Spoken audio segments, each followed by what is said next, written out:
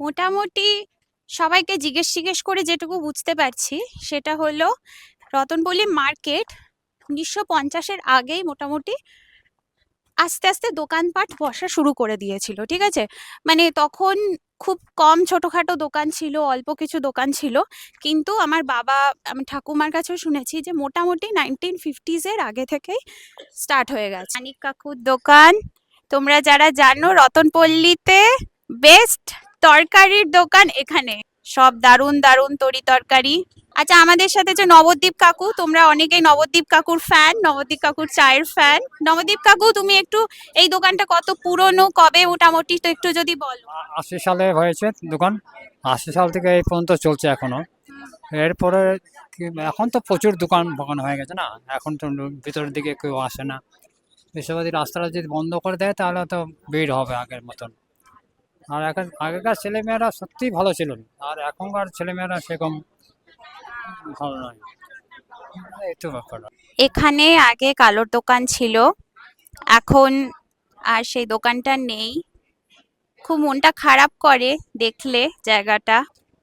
ত্রয়ী, এটা one of the oldest, আর এর উপরে বইওয়ালা বুক ক্যাফে আছে, খুব ভালো বই পাওয়া যায়। নিয়ার আউট 100 বছর। 100 হুম বছর হুম। এটা ওয়ান অফ দি ওল্ডেস্ট। হ্যাঁ। একদম। হুম হুম। আর তুমি তো এখানে অনেকদিন ধরে আছো। আছি। হ্যাঁ, তো তুমি এর কি পরিবর্তন দেখতে পাচ্ছ? এখন পুরো আগের থেকে একদম আলাদা। একদম। হ্যাঁ, আলাদা। আগের মধ্যে যেমন স্টুডেন্টের সঙ্গে আমাদের একটা রিলেশন ছিল, এখন কোনো রিলেশন সেরম গ্রো করে না। হ্যাঁ, আগের মতো লোকদের যে ভালোবাসা বা পরিচিতি সেটা নেই।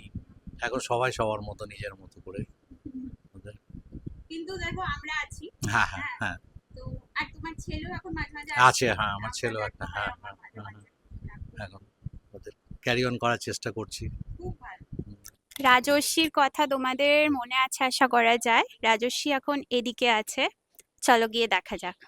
রাজস্বী রাজা কাকুর কাছে কথা বলে জানতে পারলাম 1992-তে এই দোকানটি তৈরি হয় এবং তারপর থেকে রং তুলি হোক কি খাতা পেন্সিল কি আঁকা সরঞ্জাম, এটাই আমাদের পীঠস্থান।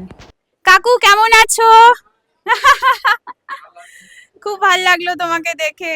অভিজিৎ কাকুর আনন্দ মেলায় চলে এসেছি। আচ্ছা অভিজিৎ কাকু, তো তুমি তো এখানে, আমি তো ছোটবেলা থেকে দেখছি, ছোটবেলা থেকে আমার ফেভারিট আইসক্রিম স্পট এটা। আর কাকু আমার বাবারও বন্ধু। তো তোমাদের এই দোকান মোটামুটি কত পুরনো? আমার 90 সালে করা, তার মানে মোটামুটি 36 বছর। অনেক দিন। হ্যাঁ, হ্যাঁ? 36 বছর রানিং এটা। খুব ভালো। হ্যাঁ। তো তোমার কি কি মোটামুটি পাওয়া যায় আর তোমার কেমন লাগে? না, আমি তো যুগের সাথে সাথে না নিজেকেও চেঞ্জ করতে হয়েছে, কেননা আগে তো নানা রকম জিনিস পাওয়া যেত, স্টেশনারি টাইপের এই জিনিসগুলো, সেগুলো তারপরে তো বড় বড় শপিং মল চলে আসার জন্য অনেক কিছু চেঞ্জ করতে হয়েছে। মেন এখন ক্যাফেটেরিয়া হয়ে গেছে, কফি সেটা আমার খুব পপুলার হয়েছে, হ্যাঁ। আর আইসক্রিম টাইসক্রিম এই সমস্ত।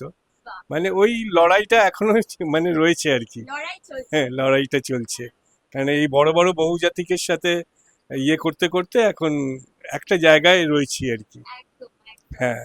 আর মোটামুটি তুমি তো একটা টাইমের পরিবর্তন দেখেছো, হ্যাঁ। তো সেটা তোমার মানে কিরকম লাগছে? মানে এখনকার ছেলে মেয়েদের কিরকম, তোমার সঙ্গে কিরকম সম্পর্ক, বা এখনকার মানুষ শান্তিনিকেতনে যারা আছে তাদের সঙ্গে কিরকম সম্পর্ক? আমার সঙ্গে সবারই সম্পর্কটা সমানই। হ্যাঁ, তো সে আগেও যেরকম ছিল, যেরকম বিশিষ্ট ব্যক্তিরা আসতেন তাদের সঙ্গেও যেরকম ছিল, এখনো স্টুডেন্টদের সাথে সেরকমই সম্পর্ক রয়েছে। হ্যাঁ। হ্যাঁ। তো তোমার কফি হচ্ছে এখানে যারা মোটামুটি আমরা এখানে থাকি এবং বাইরেরও মানুষরা জানে যে অভিজিৎ কাকুর দোকানের কফি ইজ অ্যাকচুয়ালি ইন্টারনেটের কথায় ভাইরাল। তো আমি আজকে অভিজিৎ কাকুর একটা কফি খেয়েই তারপরে আমি বাড়ি যাব।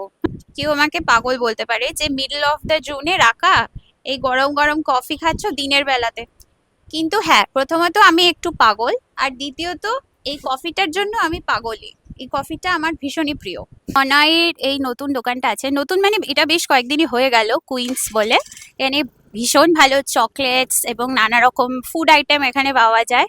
স্টুডেন্টদের জন্য, এখানকার সাদা মানে আমরা যারা থাকি তাদের জন্য খুবই ভালো। ও খুব ভালো একটি ছেলে, খুব হার্ড ওয়ার্কিং, খুব ভালো করে কাজ করছে। আগে এখানে রঞ্জনী ছিল, তারপরে শান্তিনিকেতন স্টোর ছিল, সেগুলো এখন বন্ধ হয়ে গেছে। এছাড়া এগুলোও আমাদের অনেক পুরনো পুরনো সব দোকান, আর ওইদিকে সব খাবার দোকানগুলো আছে, ঠিক আছে, এখানেও কিছু অনেক খাবার দোকান আছে, সেগুলো আমি পরের ভিডিওয়ে দেখাবো। আজকে আমাদের রতনপল্লীর নতুন পুরনো মিলিয়ে বেশ অনেকগুলো দোকানে এবং সেখানকার কাকুদের সাথে কথা হলো। একটা জিনিস বোঝা যাচ্ছে, সবারই একটা বিটার সুইট একটা মানে বক্তব্য। তাদের প্রচন্ড একটা লড়াই আছে, কারণ বড় বড় শপিং মল এবং এত কুইক কমার্সের যুগে এই মানুষগুলোর একটা লড়াইটা হয়তো আরো বেড়ে যাচ্ছে। কিন্তু আমার মনে হয় যে আমাদের মতো মানুষ যারা এখনো বাজার করতে ভালোবাসে, বাইরে গিয়ে গল্প করতে ভালোবাসে এবং কোথাও একটা গিয়ে এটার একটা অন্য আনন্দ আছে, একটা মানুষের সাথে একটা মানুষের আদান প্রদান, কথাবার্তা, এগুলো না কোনোদিন হারিয়ে যাবে না। যতই মোবাইল আসুক, যতই ইন্টারনেট আসুক, I think this will stay. চলো, ভালো লাগলো, আবার পরের একটা ব্লগে দেখা হবে। তোমাদের কেমন লাগছে সেটা জানিও। টাটা।